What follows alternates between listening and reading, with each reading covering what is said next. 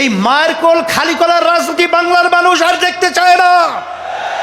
বাংলাদেশের টাকা বিদেশে পাচার করবে, বিদেশে বেগমপাড়া তৈরি করবে, এটার বাংলার জনগণ ছাত্র জনতা দেখতে চায় না। এর পরিবর্তন আমাদেরকেই করতে হবে।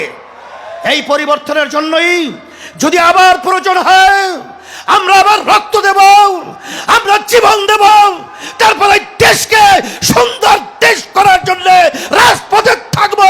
থাকার জন্য কে কে রাজি আছো? নারায়ে তাকবীর, আল্লাহু আকবার স্লোগান তুলতে হবে। ইসলামী আন্দোলন বাংলাদেশ যুব আন্দোলন কনভেনশন থেকে আমরা ঘোষণা করছি, আমরা পিয়ার সিস্টেমে ওই নিম্নকক্ষ বলেন উচ্চকক্ষ বলেন সব সেক্টরেই পিয়ার সিস্টেমে নির্বাচন হতে হবে। প্রত্যেকটা ভোটারের তাদের ভোটের অধিকার বাস্তবায়িত হবে। বাংলাদেশের জাতীয় সরকার হবে, নালে আমাদের আন্দোলন করার প্রয়োজন হলে আন্দোলন করব, সংগ্রাম করব, পিয়ার সিস্টেমে নির্বাচন বাস্তবায়ন করে ছাড়বো ইনশাআল্লাহ। ইসলামী আন্দোলন বাংলাদেশের সহযোগী একটা সংগঠন ইসলামী যুব আন্দোলন আজকে ঐতিহাসিক সরোয়ার্দী উদ্যানে আজকের যে যুবকরা যে সম্মেলন আমাদেরকে উপহার দিয়েছে, আমি বলবো ঐতিহাসিক ময়দানে ঐতিহাসিক যুব কনভেনশন। লক্ষাধিক যুবক উপস্থিত হয়েছে, আমি যেটা অনুমান করেছি এবং যতটুকু তথ্য আমার কাছে আছে। আমি তোমাদেরকে ধন্যবাদ জানাই, কারণ আমরা যে আশা চিন্তা আকাঙ্ক্ষা নিয়ে আমরা যে মাঠে ময়দানে কাজ করছি, তার আজকে আমাদের আশার অনেকটা বাস্তবতা তোমাদের কনভেনশনের মাধ্যমে তোমরা আজকে আমাদেরকে দেখিয়েছ। শুকরিয়া আদায় করি, আল্লাহ রাব্বুল আলামিন তোমাদেরকে জাযায়ে খায়ের আল্লাহ দান করুক। কথা বেশি লম্বা না করে, যেহেতু আসরের নামাজের সময় একেবারে এসে গেছে, আমি যুব কনভেনশনের মাধ্যমে আমি তোমাদের সামনে যে আয়াত শরীফ তেলাওয়াত করেছি, আয়াতের মাধ্যমে মূলত বোঝাতে চাই, আল্লাহ রাব্বুল আলামিন বলেছেন জেহাদ করো করার মতো। আজকে তোমরা জানো বাংলাদেশ সহ তামাম দুনিয়ার মধ্যে যে নীতি আদর্শ বাস্তবায়নের চেষ্টা চলছে, সেই নীতি আদর্শের মাধ্যমে মূলত দুনিয়াতে শান্তি ব্যক্তি পর্যায় থেকে শুরু করে সমাজ রাষ্ট্র কখনো দেখে নাই, কোনো দিন পায় নাই, পাবে না। একমাত্র একটা নীতি আদর্শ, যেই নীতি আদর্শের নাম হলো ইসলাম। আজকে ইতিহাস পড়লে আমরা দেখব ইসলাম নীতি আদর্শের মাধ্যমেই শান্তির গ্রান্টি দুনিয়াতে, আখেরাতে মুক্তি। তার বাস্তবতা আপনারা দেখেছেন। আমাদের দাদু যে কথা বলেছেন, এই হিন্দু ঐক্যজোটের সভাপতি, তিনি ইসলামী আন্দোলনের ব্যাপারে বলেছেন যে আমরা দেখেছি সেই ৭১ থেকে শুরু করে ইসলামী নীতি আদর্শ যারা আমরা লালন করি, আমাদের কি চরিত্র, আমাদের কি আদর্শ, আমাদের কি কার্যক্রম। যেহেতু সে বলেছে, নতুনভাবে আমার আলোচনাকারে বোঝার কোনো প্রয়োজন হয় না। এখন কথা হলো এতটুকুই যে সামনে আমাদের জাতীয় নির্বাচন আসবে। এই নির্বাচনের মধ্যে সবচেয়ে এই নীতি আদর্শ বাস্তবায়নের জন্যে উল্লেখযোগ্য ভূমিকা পালন করতে হবে যুবকদের। কারণ আল্লাহ রাসূল সাল্লাল্লাহু আলাইহি ওয়াসাল্লাম যুবকদের ব্যাপারে দোয়া করেছেন যে যুবকরা ইসলামের সহযোগিতা করেছে, তার বাস্তবতাও তোমরা বাস্তবে মাঠে দেখিয়ে আমাদেরকে সেই কথা আল্লাহর হাবিবের বাস্তবায়ন দেখাবা। কি এটাকে আমরা আশা করতে পারি? আলহামদুলিল্লাহ। তাহলে কি করতে হবে? তোমরা তো জানো, তোমাদের সভাপতি তিনি বলেছেন যে আমাদের কেন্দ্র পর্যায় পর্যন্ত আমাদের শক্তি বাড়াতে হবে। তাই শক্তি বাড়াতে হলে আব্বাজান রহমাতুল্লাহি আলাইহি তার যে ঘোষণা ছিলেন ঐতিহাসিক, যে মাসে কমপক্ষে 4 জনকে তোমরা দাওয়াত দিবা ইসলামের পক্ষে নিয়ে আসার জন্যে। সেখানে সেন্টার ভিত্তিক প্রত্যেকে যদি আমরা মাসে 4 জনকে আমরা সেই সেন্টার ভিত্তিক দাওয়াতের মাধ্যমে ইসলামের পক্ষে তৈরি করতে পারি, আমার মন বলছে সেদিন বেশি দেরি নয় যেই বাংলাদেশের মধ্যে রাষ্ট্রীয় পর্যায়ে ইসলামী নীতি আদর্শ আল্লাহর রহমতে বাস্তবায়ন হবে। এই কাজটাকে আমরা করতে রাজি আছি। আল্লাহ আপনি কবুল করে নেন। সাথে সাথে আমি বিশেষ করে 53 বছর স্বাধীনতায় যারা দেশ পরিচালনা করেছে তাদের নতুন কিছু বলার মতো, বাংলাদেশের মানুষকে নতুনভাবে কিছু উপহার দেওয়ার মতো নতুন কোনো কথা তাদের মধ্যে নাই, আর দিতেও পারবে না। কারণ আমরা সেটা দেখে ফেলেছি।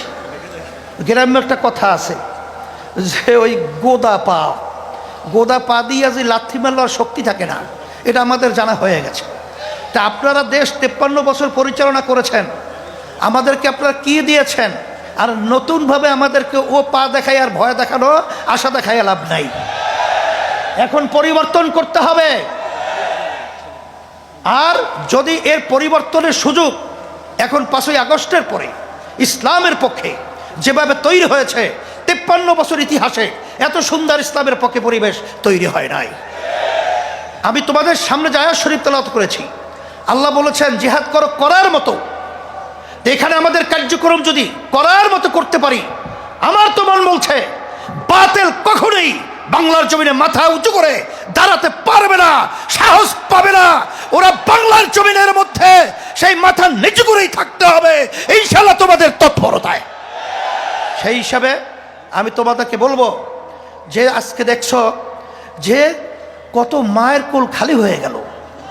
এই মায়ের কোল খালি করার রাজনীতি বাংলার মানুষ আর দেখতে চায় না।